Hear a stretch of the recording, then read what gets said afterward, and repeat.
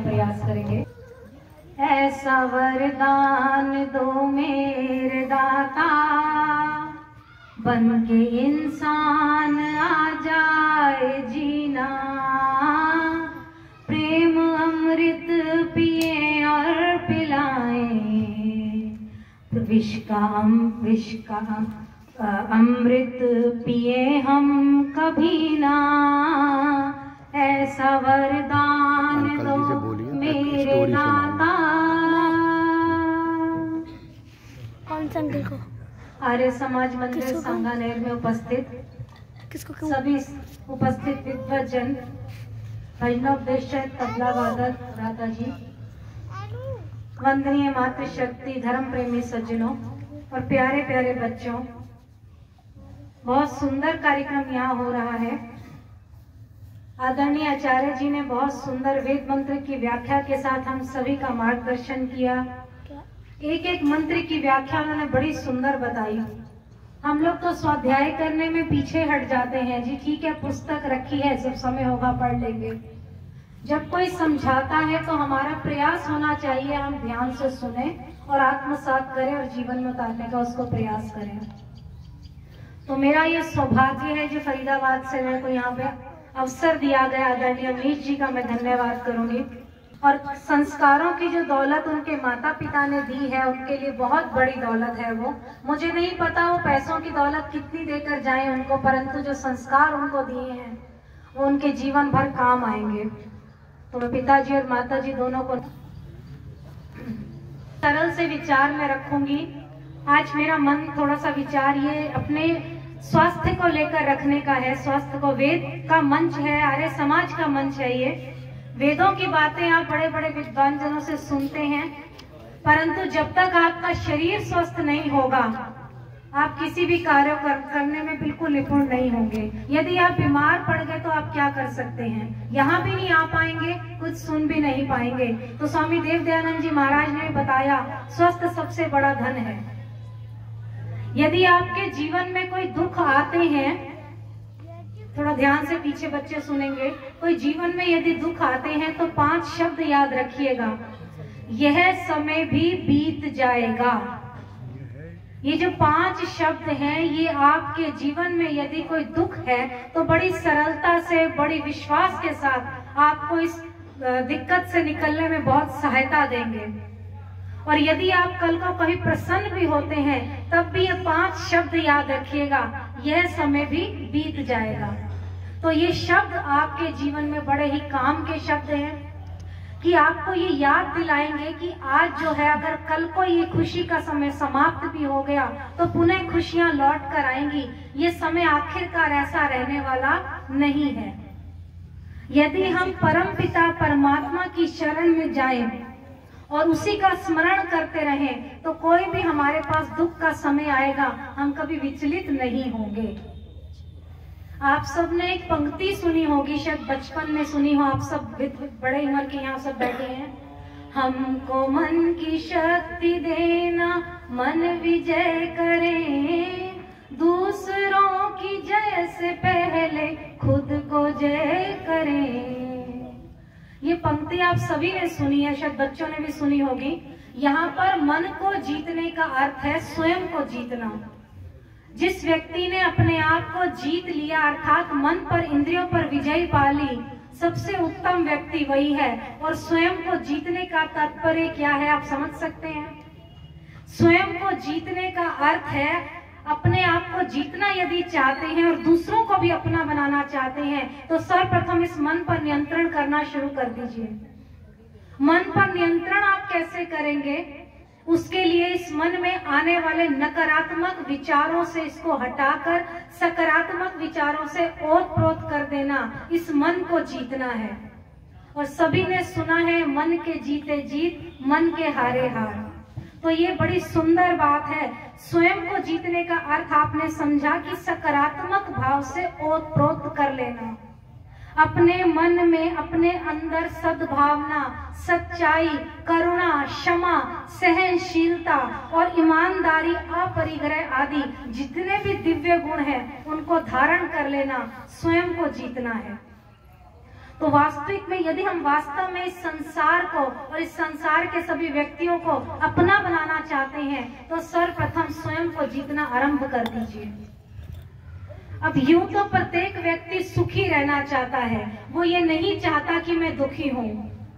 व्यक्ति को यदि सुखी रहना है तो दो स्तर पर कार्य करने होंगे, एक शारीरिक स्तर पर और एक मानसिक स्तर पर।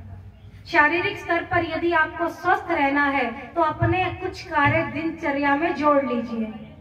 प्रातः काल जल्दी उठना, व्यायाम करना, प्राणायाम करना, ईश्वर का भजन करना इत्यादि शुभ सात्विक भोजन लेना शारीरिक कार्य है।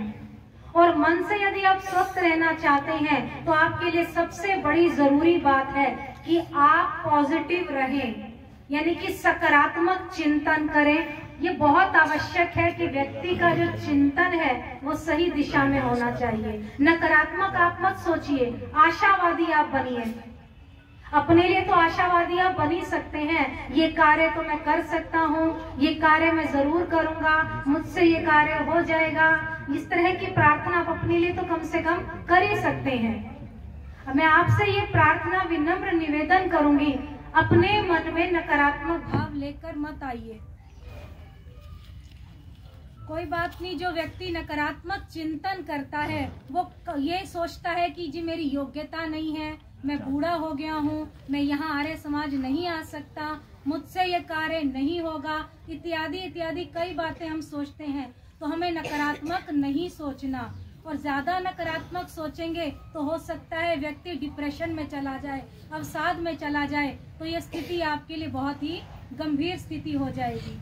तो सदैव सकारात्मक चिंतन करना है, उस परम पिता परमात्मा का ध्यान करते रहना है।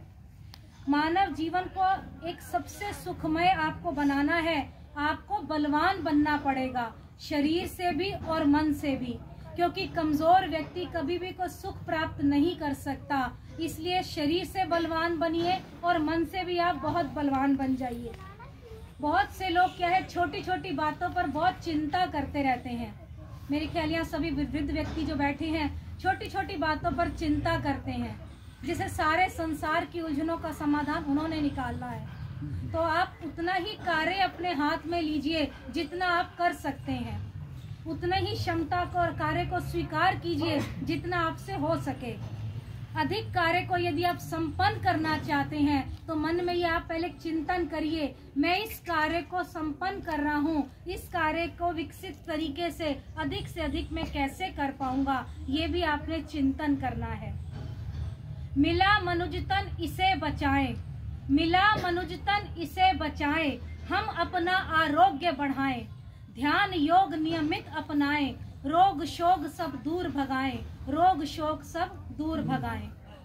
ये जो हमारा शरीर हमारे को मिला है, ये है आपका नव द्वारे का पिंजरा। आचार्य जी सही कह रही हूँ, इसमें आत्मा रूपी पंछी है। नव द्वारे का पिंजरा तामे पंछी कौन, उड़े अचंभा होत है, जाए अचंभा कौन। तो ये जो हमारा नव द्वारे का पिंजरा जो शरीर है, इसमें आत्मा रूपी पंछी है। ना इसकी आपने सुरक्षा करनी है, बल्कि इसे स्वच्छ और साफ भी रखना है। तो उसके लिए आपको स्वास्थ्य रक्षक प्रयास करने होंगे। आप ऐसा कार्य कीजिए कि आप बीमार ही ना पड़े। आप इलनेस से ज्यादा वेलनेस पर जोर दीजिए। आप कीचड़ में पैर डालकर पैर धोने की अपेक्षा आप प्रयास कीजिए कीचड़ में आप जाएं ही ना। अर्थात आपका जो जीवन है, सबसे उत्तम जीवन उस परमपिता परमात्मा ने दिया। ये स्वस्थ जो है 1000 नेमत के बराबर है। स्वस्थ से बढ़कर कोई चीज नहीं है, और ये स्वस्थ कोई ऐसी वस्तु नहीं है जो आपको बाजार में मिल जाएगी, आप खरीद कर ले आएंगे। स्वस्थ कोई ऐसी वस्तु नहीं है कि आपने पैसे दिए और स्वस्थ को आप खरीद कर ले आए हैं। एक बार ऑनलाइन कार्यक्रम में आदरणीय सुधा दीदी जी ने कार्यक्रम शुरू किया, तो उसमें मैंने कुछ अपने विचार रखे। मुझे आज वो विचार बड़े अच्छे लगते हैं। सबसे प्रथम मैंने वही विचार रखे थे। एक मूल मंत्र याद रखिए, नोन मोन और कौन, नोन मोन और कौन। अर्थात आप नमक के प्रति अपने स्वाद पर नियंत्रण रखिए। मौन का अर्थ है समय आने पर ही आप बोलिए, अत्यधिक बोलने की भी आवश्यकता नहीं है। और कौन का अर्थ है कि मसलन कौन आ रहा है, कौन जा रहा है, आप इस प्रकार की चिंता बिल्कुल छोड़ दीजिए। अगर नोन मोन और कौन की बात पर आप भरोसा करें, जीवन में उतारें, तो ये जो प्रभु भक्ति का जीवन हमें मिला है हमारे लिए वरदान सिद्ध हो जाएगा। और कहूंगी मैं कि हम इस बात को ठीक से अपने जीवन में गांठ बांध ले, शरीर के साथ मन का भी स्वस्थ होना बहुत आवश्यक है, मल विक्षेपण होना बहुत आवश्यक है, आत्मा का निर्विकार होना बहुत आवश्यक है। क्योंकि जो व्यक्ति मन से स्वस्थ है, तन से स्वस्थ है, उसका जीवन वैसे ही बहुत सुंदर है। तो इस बात को गांठ बांध लीजिए, तन से मन से हमें स्वस्थ रहना है। तो इस स्वस्थ को आप अवश्य याद रखिएगा। और आप लोग एक बड़ी सुंदर प्रार्थना करते हैं, ततक्षुर्देव वहितम पुरस्तात् शुक्रमुच्चरत्, परम पिता परमात्मा मैं 100 वर्ष तक देखता रहूं, 100 वर्ष तक सुनता रहूं, 100 वर्ष की मेरी आयु हो। तो जब तक आप स्वस्थ नहीं रहेंगे तो कैसे आपकी आयु होगी लंबी।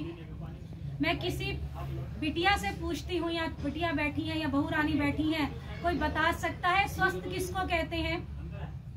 हम लोग एक इंग्लिश का शब्द पढ़ते हैं डिसीज, जिसका शाब्दिक अंग्रेजी अर्थ डिसीज जो है असंतुलित होना, बेचैन, जिसको बेचैनी रहना, आप बैलेंस में नहीं रहना, वो आपके लिए डिसीज है।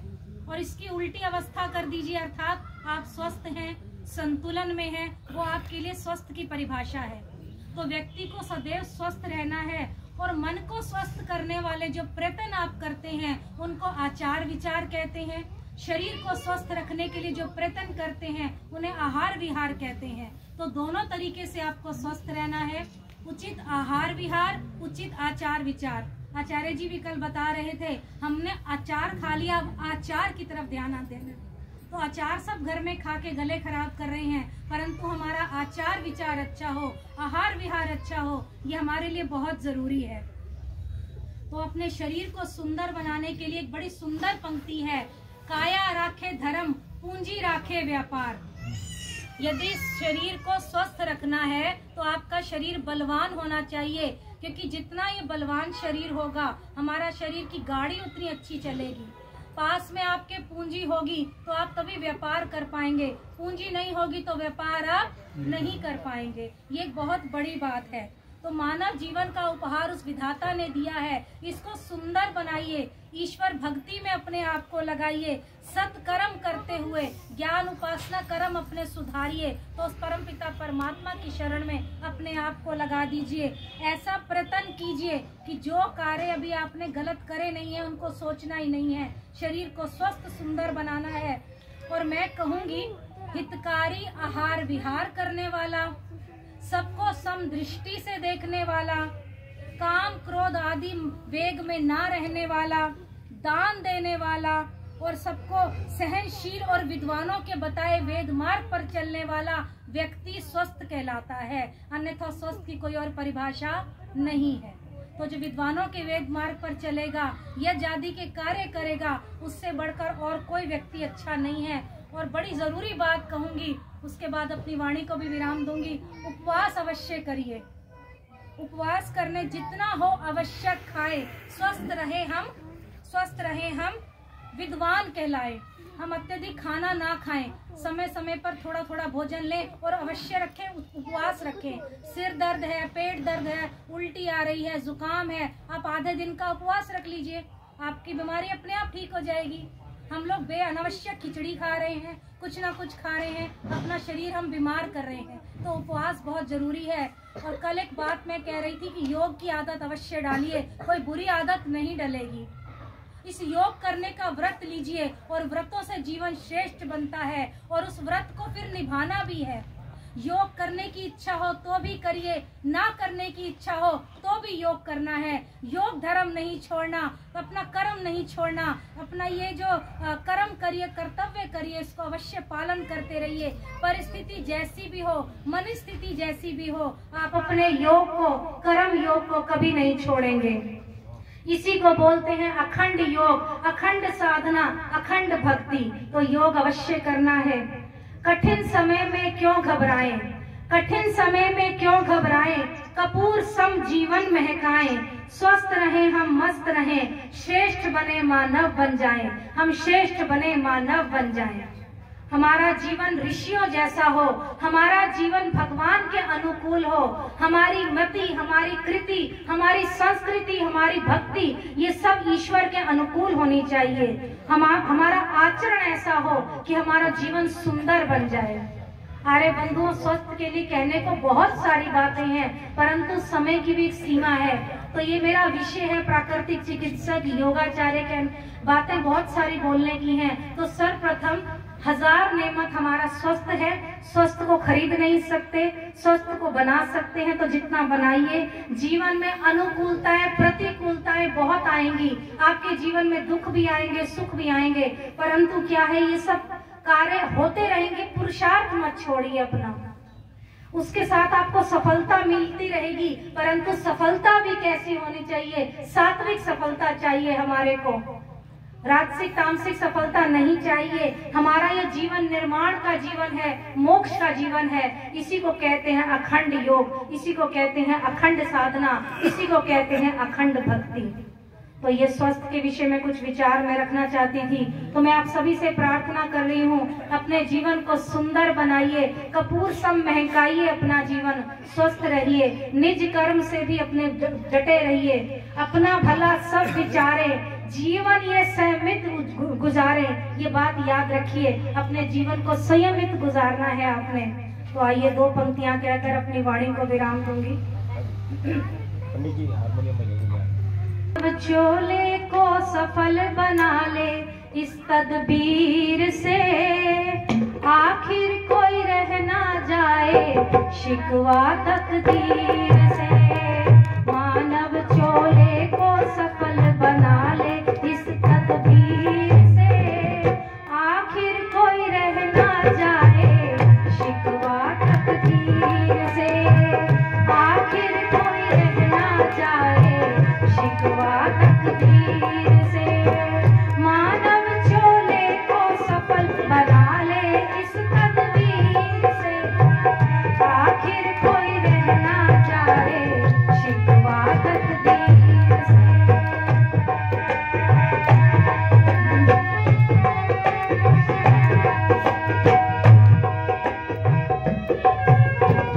संतों का संग करके, ऐबों से जंग करके, वाणी का वाण ले। संतों का संग करके, ऐबों से जंग करके, वाणी का वाण ले। मन को पतंग करके, भक्ति के रंग रंग के, सत की का मान ले, सत की का मान ले। दुष्कर्मों का सीना छलने, कर करनी के तकीर से, कोई रह ना जाए शिकवा तकदीर से, आखिर कोई रह ना जाए शिकवा तकदीर से। मानव चोले को सफल बना ले इस तकदीर से, आखिर कोई रह ना जाए शिकवा तकदीर से, आखिर कोई रह ना जाए शिकवा तकदीर से।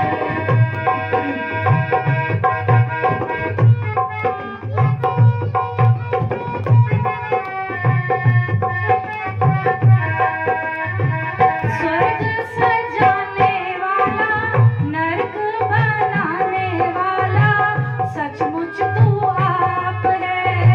स्वर्ग सजाने वाला, नरक बनाने वाला, सचमुच तू आप है।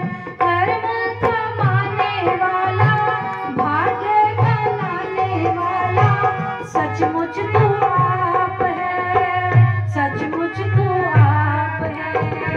स्वार्थ की काट जड़ें, पुरुषार्थ की शमशीर से, आखिर कोई रह ना जाए शिकवा तकदीर से, आखिर कोई रह ना जाए शिकवा तकदीर से।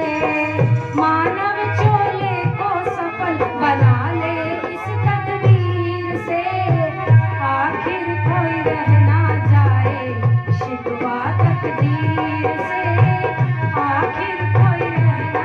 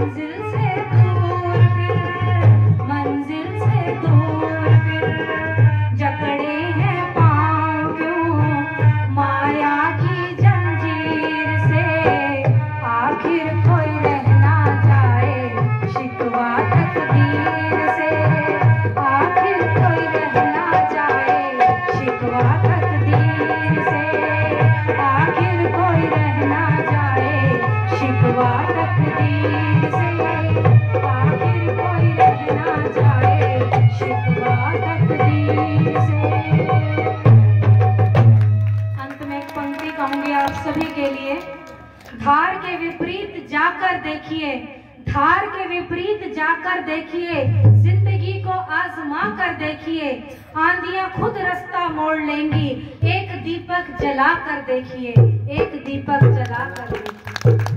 धन्यवाद और धन्यवाद आदरणीय अमरीश जी का यहाँ मुझे समय देने के लिए। सदा सुखी रहे, प्रसन्न रहे।